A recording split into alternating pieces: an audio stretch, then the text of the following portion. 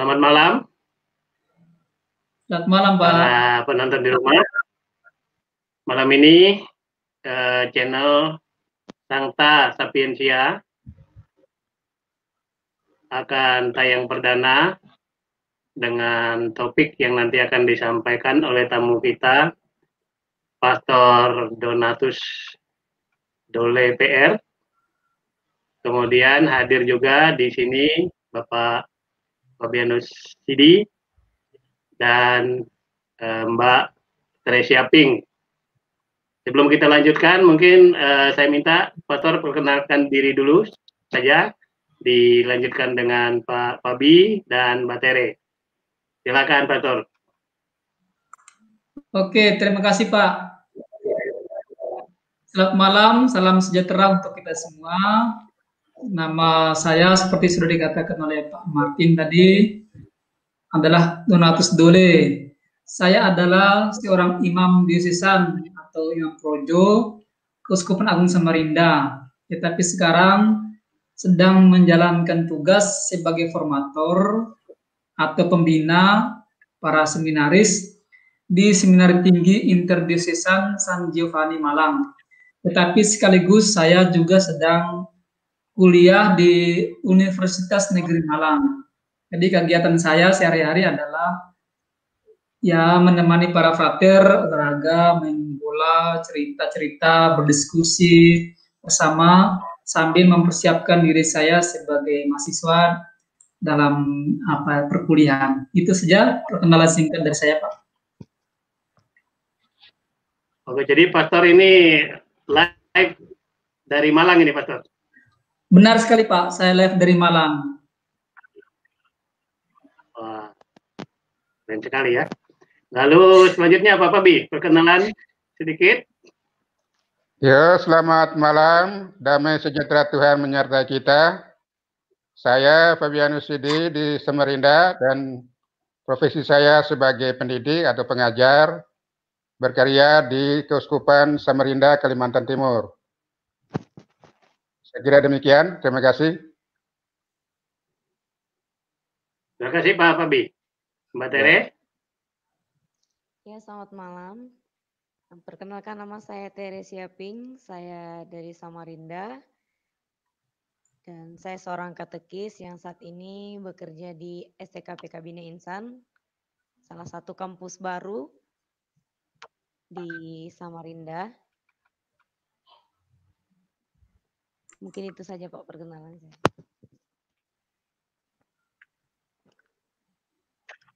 Oke, terima kasih Mbak Tere. Sekarang topik kita atau tema kita malam ini bersama Pastor Donatus Dole yang lebih akrab dipanggil Pak adalah tentang sinar gereja masih terangkat di antara ribuan sinar yang lain. Mungkin Pastor bisa jelaskan apa maksud dari ini, Pastor? Oke, terima kasih Pak. Dengan topik ini, sinar gereja, apakah masih dikenal di antara ribuan sinar lain di dunia ini? Saya bermaksud memperlihatkan serta mengingatkan kepada para penikmat dunia maya akan jati diri sebagai seorang jemaat Allah dalam gereja Katolik yang seharusnya mesti terus-menerus menyinarkan kasih, kebaikan, kebijaksanaan, dan sikap kritis di tengah lautan informasi digital yang seringkali menyilaukan mata, pengetahuan, dan bahkan iman kita sendiri. Kira-kira itu menjadi gambaran sekilas tentang tema ini, Pak. Oke, Pastor. Jadi kira-kira nih latar belakang sosial seperti apa yang mendorong Pastor untuk mengambil tema ini? Tadi sudah kira-kira dijelaskan ada kesimpang siuran informasi dan di dunia maya itu. Tapi sebenarnya di masyarakat sendiri seperti apa situasinya? Mungkin Pastor bisa jelaskan lebih jauh. Oke, Pak. Yang saya lihat sebagai alasan saya mendasar untuk menyampaikan tema ini sekaligus sebagai keprihatinan saya adalah situasi sosial yang menjadi semakin kita konsumsi setiap hari tampil dengan berbagai macam jenis informasi, baik langsung itu adalah obrolan langsung di YouTube atau di WA dan lain-lain, yang maupun yang tidak langsung, tekstual, SMS atau chatting itu yang seringkali memuat konten-konten yang jika dilihat sekilas tampak sangat memukau sebenarnya, tetapi menyilaukan, memelintir pengetahuan dan iman. Apa yang disampaikan tampak sangat benar, tetapi pada kenyataan itu hanya sesuatu yang membohongi, bahkan membodohi umat. Jadi kalau orang yang tidak mengenal dengan baik akan menerimanya mentah-mentah. Situasi seperti ini tepat seperti yang diperlihatkan oleh seorang sosiolog terkenal dari Prancis dan juga seorang filosof postmodern yang bernama Jean Baudrillard. Kira-kira demikian benar keucapannya, Pak. Yang mengatakan bahwa yang mengatakan bahwa dewasa ini semakin berkurang tingkat kesadaran terhadap apa yang real. Jadi orang sudah seperti mempunyai kehilangan kesadaran akan apa yang real, apa yang nyata. Karena tampilan imaji, gambar-gambar, citra-citra yang disajikan di media. Bahwa setiap individu pada akhirnya akan termediasi, disebut Baudrillard sebagai ecstasy of communication. Karena hidup di dalam layar komputer dan atau bahkan menjadi bagian daripadanya. Dengan kata lain, citra yang ditampilkan di media digital itu sering berbanding terbalik dalam hal makna dan kebenaran. Namun celakanya adalah ada begitu banyak orang yang terhipnotis oleh tampilan imaji, gambar, citra yang seperti itu, dan oleh karena tidak tahu maka mereka menelannya mentah-mentah sebagai kebenaran. Padahal apa yang ditampilkan hanyalah semacam ya simulasi atau kebohongan saja, tipu-tipuan saja atas kebenaran itu. Demikian Pak yang menjadi latar belakang dan keprihatinan saya atas situasi seperti itu. Wow, menarik sekali itu. Saya suka dengan topiknya. Apa yang Pastor cuma saya masih ada satu pertanyaan nih ya. Kalau begitu kan Pastor masih berbicara secara umum ya tentang masyarakat pada umumnya. Ya. Dampaknya kalau kita berbicara tentang gereja, kira-kira itu dampaknya apa terhadap gereja? Atau terhadap ajaran gereja, atau terhadap penghayatan iman dan sebagainya?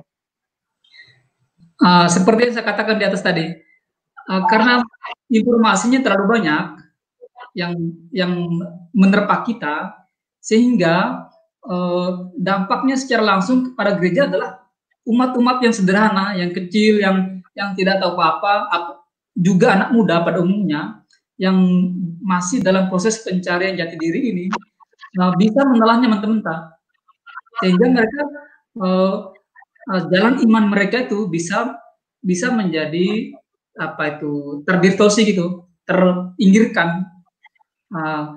Di sini gereja sangat diminta tampilannya sebagai yang memberikan jalan kebenaran kepada umatnya, kepada domba-dombanya ini, untuk terus memegang teguh kebenaran dan melihat dengan kritis informasi-informasi yang didapatkan itu.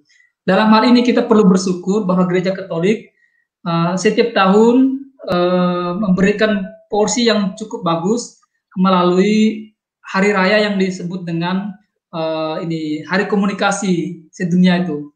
Dan itu setiap tahun biasanya beda-beda temanya. Itu menunjukkan bahwa gereja terus mengikuti perkembangan zaman dan ikut masuk dalam pembentukan karakter keimanan jemaatnya. Kira-kira demikian, Pak. Oke, luar biasa. Kalau ada waktu 2 jam duduk diskusi ini, saya mau lanjut nih, Pastor. Pak Pabi ada pertanyaan atau ada komentar, Pak Pabi? Saya mendukung dengan apa yang disampaikan oleh Ramadan tadi. Memang sinar terang yang dihadapi oleh umat kita yang orang Katolik ini kadang-kadang yang menyesatkan. Terang yang dilihat dengan mata tapi sebenarnya mengarah kepada jalan kegelapan.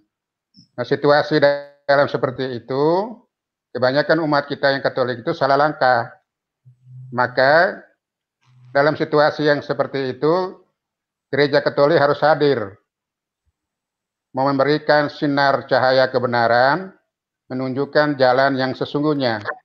Karena sekarang ini yang ditawarkan adalah kebenaran-kebenaran palsu, cahaya-cahaya palsu, yaitu semuanya untuk mengarahkan jalan hidup orang Katolik kepada kesesatan. Saatnya ini maka Gereja Katolik harus hadir untuk membawa terang, untuk membawa penerangan jalan hidup umat Katolik. Ya, saya dukung dengan apa yang disampaikan oleh Ramadan tadi. Terima kasih. Oke, kira-kira membawa terang itu dengan cara apa, Pak Pabi? Kalau menurut saya keteladanan ya, keteladanan hidup itu. Karena umat Katolik sebenarnya orang sederhana sampai yang berpendidikan itu sudah bosan dengan kata-kata. Kata-kata itu sudah melampaui kemanusiaan. Karena di mana-mana ada kata-kata, sepanjang jalan ada kata-kata. Jadi semua orang sudah bosan. Jadi kalau orang mendengar apa yang dibicarakan itu kena keteladanan. Jadi bahasa keteladanan lebih berdaya daripada kata-kata indah. Ya. Jadi kalau memberi terang itu tidak ada lain. Gereja hadir sebagai teladan, memberikan arah hidup yang benar, menunjukkan teladan hidup yang benar supaya orang melihat bahwa di dalam dirinya orang bisa melihat terang dan kebenaran. Di dalam dirinya orang bisa membaca firman. Orang membaca firman untuk menemukan kebenaran bukan dia harus membuka Alkitab.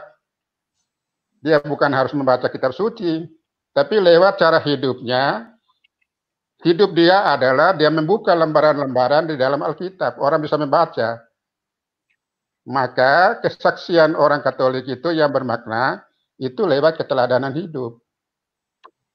Mengapa? Apakah kata-kata tidak penting? Penting, tapi umat sudah bosan. Kalau saya berbicara tentang kebenaran, orang mendengar bukan karena kata-kata saya, tetapi karena keteladanan. Karena keteladanan lebih kuat daripada kata-kata. Maka kalau di situasi seperti itu, umat sudah merasa gelisah, umat sudah melihat jalan hidup samar-samar, bahkan kegelapan, maka Gereja Katolik harus hadir. Hadir untuk apa? Hadir untuk menampilkan kebenaran. Hadir untuk menunjukkan Kristus yang hadir. Kristus yang menyapa, Kristus yang mencintai, Kristus yang memberi senyum bagi dia, supaya dia mengalami mengalami semangat hidup yang baru untuk melihat terang yang sesungguhnya, bukan terang yang samar-samar. Ya, menurut saya begitu, Pak Martinus. Iya, saya sepakat dengan Pak Pabi, tapi kalau saya coba menghubungkan apa yang dikatakan Pak Pabi dengan dikatakan Pastor, itu harus mesti ada hubungannya. Karena kalau kita memberi teladan tapi tidak dilihat orang, teladan kita tidak efektif. Jadi perlu apa yang dikatakan Pastor tadi, komunikasi. Ya, kita komunikasikan teladan kita itu.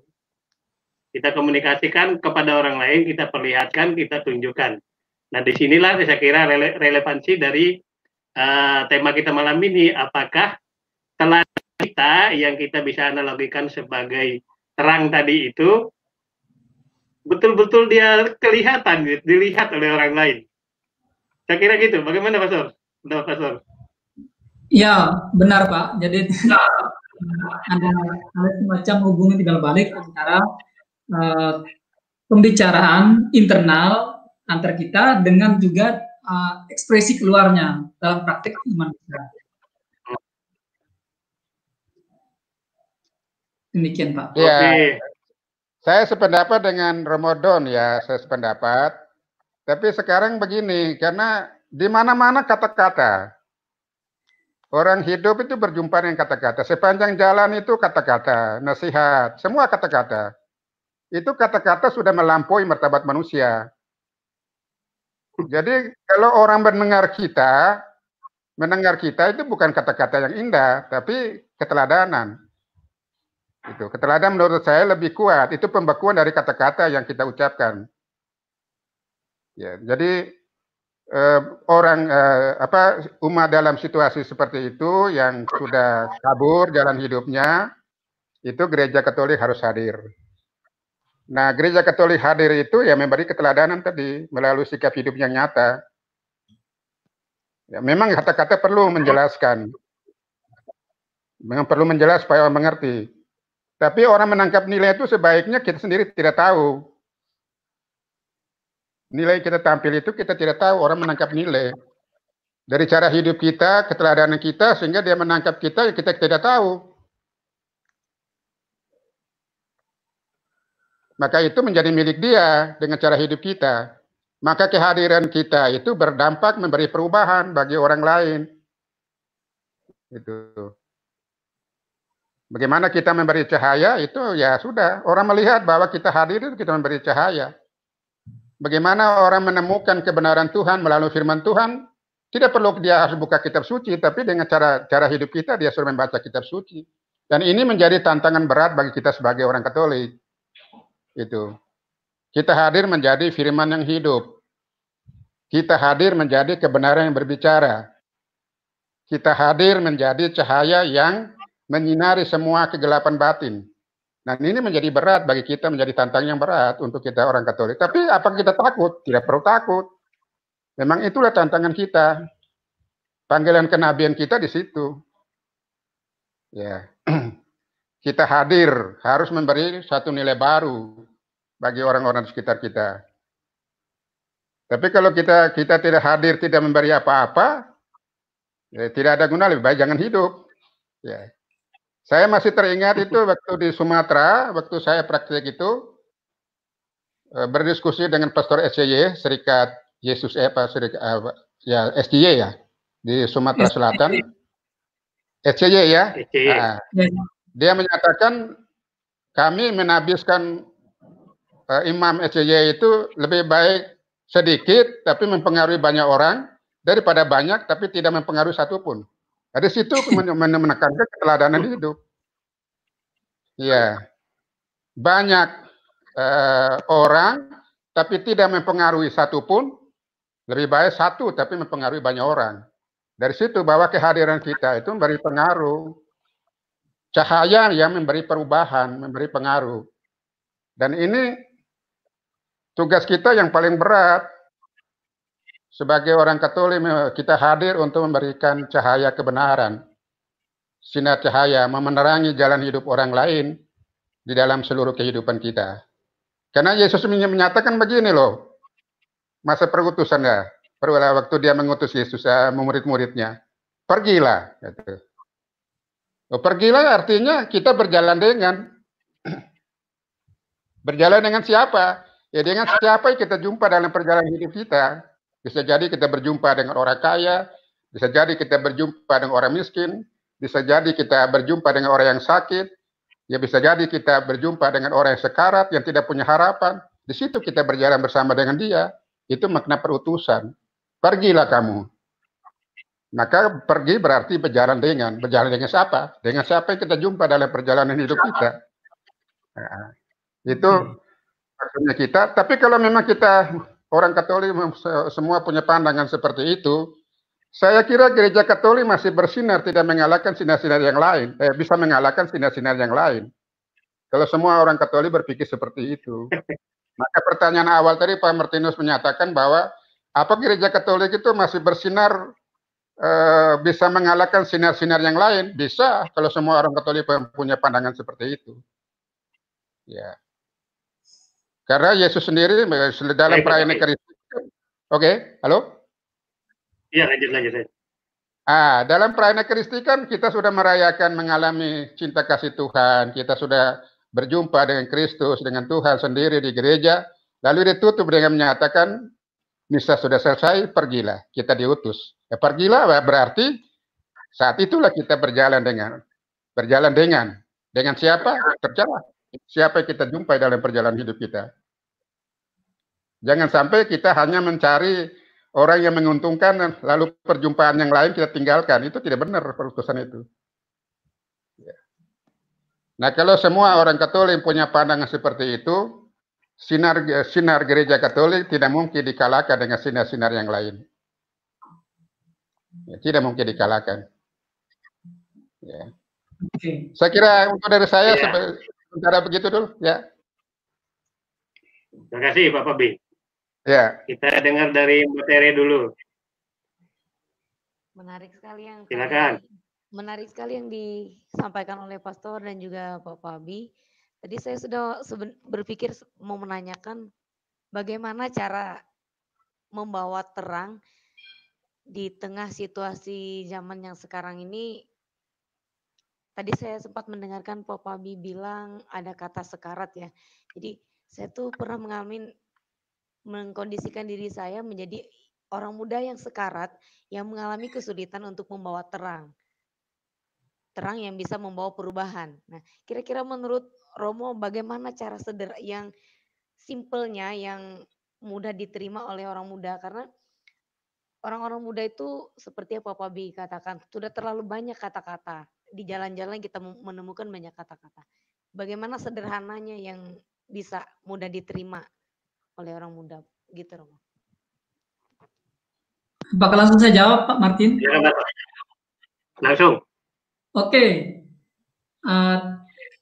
Kalau menurut saya, bergaul dengan orang muda itu tidak lain dan tidak bukan adalah langsung cemplung masuk ke dalam dunia mereka. Cemplung itu masuk, mengalami, merasakan, melihat, dan kalau bisa sampai membantu mereka, dan itu harapannya mereka keluar dari situasi mereka. Ya, caranya seperti yang dikatakan Pak Habib tadi. Ada satu kata bahasa Latin yang sangat bagus menurut saya, pepatah yang berbunyi verba movement est exempla trahunt. Kata-kata itu menggerakkan, tetapi perbuatan, tindakan itu lebih menggerakkan lagi. Jadi ketika saya bergaul dengan anak muda, merasakan hidup mereka, suka duka mereka, di situ saya pelan-pelan dengan kata-kata saya menasihati, juga dengan sharing saya saat dulu begini, tapi saya bisa berkembang sampai sekarang. Itu secara tidak langsung juga memberikan motivasi penguatan bagi mereka. Kira-kira itu dari saya. Oke. Ada pertanyaan atau komentar? Saya komentar. Oke, Pak Martino, saya komentar. Ya, itu yang pertanyaan dari Terry itu menarik sebagai kaum muda ya, itu ya, menarik ya. Bagaimana kita memberikan solusi sederhana untuk mereka kaum muda ya. Kalau mendamping kaum muda itu mudah-mudah susah. Mudah-mudah susah kita mendamping kaum muda itu. Kita harus masuk lewat pintu mereka, membawa keluar melalui pintu kita. Itu sesuatu yang berat itu ya. Jadi kita harus masuk membaur dengan mereka, masuk lewat pintu mereka, pintu kaum muda. Maka kita juga bergaya seperti kaum muda. Lalu di dalamnya itu kita memberikan suatu teladan, suatu nasihat, suatu wejangan. Lalu kita membawa keluar melalui pintu kita. Itu sudah membawa perubahan. Kata bahasa gereja itu sudah mengalami habitus baru. Membawa keluar melalui pintu mereka. Tapi untuk kaum muda sebenarnya itu mereka bosan juga kata-kata itu. Sudah bosan. Keteladan hidup yang mereka melihat itu. Mereka ingin tahu ke Kristus yang hadir dalam hidup mereka itu melalui keteladan hidup kita. Yang mereka pandang sebagai orang yang pantas disegani, pantas ditiru. Ya perlu kita harus menunjukkan keteladanan. Hal yang kedua yang kaum muda perlu itu adalah ada pribadi yang mau mendengar. Itu. Pribadi yang mau mendengar mereka. Karena sekarang orang banyak ngomong, semuanya mau berbicara. Siapa mau berbicara semua? Semua berbicara, maka situasinya gaduh, jadi rame. Semua berbicara, keluarga menjadi rame, masyarakat jadi rame, bangsa menjadi rame, karena semua berbicara. maka sedikit sekali yang mau mendengar. Maka kalau kita mendampingi kaum muda supaya mereka mengalami terang cahaya hidupnya, ya memang ada pribadi yang mau mendengar. Ya saya sudah seumur begini, ternyata yang berat itu adalah mendengar daripada berbicara. Berbicara itu semua orang bisa. Tapi mendengar orang itu tidak semua orang bisa. Maka kalau mendampingi kaum muda itu memang kita harus membawa pribadi yang mendengar. Mendengar keluhan mereka, penderitaan mereka, pengalaman mereka, jatuh bangun mereka, pergulatan hidup mereka. Lalu kita memberi dengan kata-kata terbatas, tapi yang mengena. Nah, kalau mereka sudah mengalami sesuatu yang baru, lewat kehadiran kita, ya kita marilah membawa keluar mereka melalui pintu kita.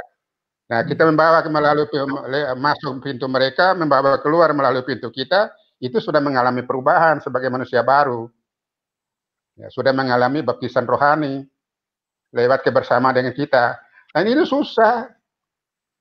Tidak semudah yang kita bayangkan, susah.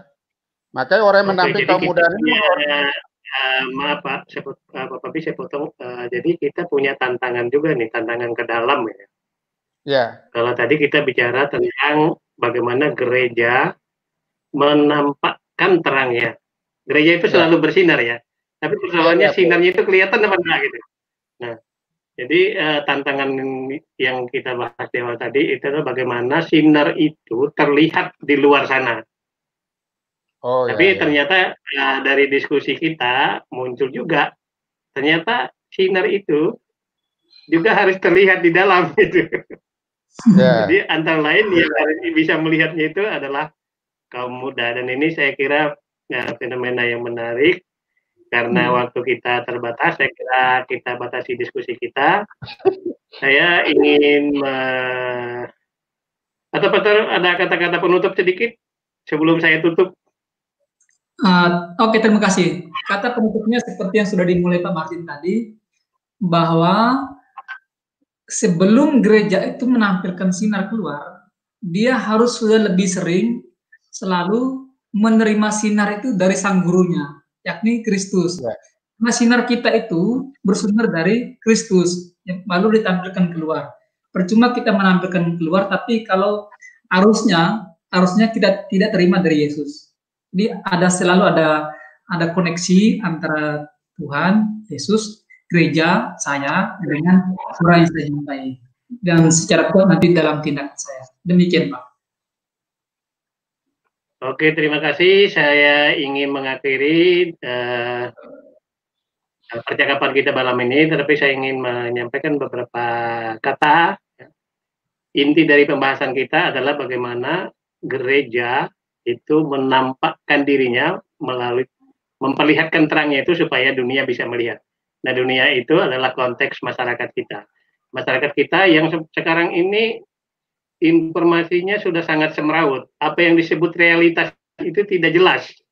Yang mana real, yang mana tiruan, yang mana palsu, yang mana hoax, yang mana kebenaran dan sebagainya itu tidak jelas. Justru itulah tantangan kita pada masa ini yang tadi sudah disampaikan oleh Pastor Don. Terima kasih Pastor Don atas tema sendiri menarik, penyampaian menarik. Terima kasih Pak Bobi yang ikut berdiskusi, Mbak Tere, para pemirsa sekalian.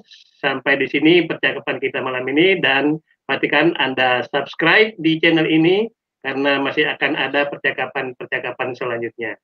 Selamat malam. Selamat malam.